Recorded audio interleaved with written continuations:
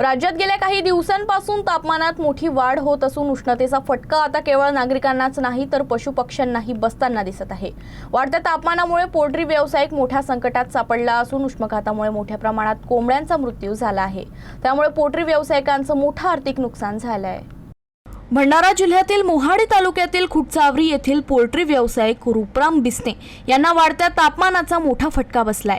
गेल्या एप्रिल महिन्यापासून त्यांच्या पोल्ट्री फार्म मधील जवळपास 3000 कोंबड्यांचा मृत्यू झालाय। उन्हाचा वाढता तडाखा आणि त्यात वारंवार खंडित होणारा वीज पुरवठा त्यामुळे परिस्थिती अधिकच गंभीर बनली आहे। पोल्ट्री फार्म मध्ये उष्णता नियंत्रणासाठी लावण्यात आलेले पंखे, कूलर आणि पाण्याचे फवारे विजेअभावी बंद राहत असल्याने कोंबड्यांचा मृत्यू वाढत असल्याचं त्यांनी सांगितलं। गतवर्षी उन्हाळ्यात दिवसाकाठी 15 ते 20 कोंबड्यांचा मृत्यू होत होता, मात्र यंदा तापमानात मोठी वाढ झाल्याने रोज 50 ते 100 कोंबड्या मृत्युमुखी पडत असल्याचं चित्र आहे।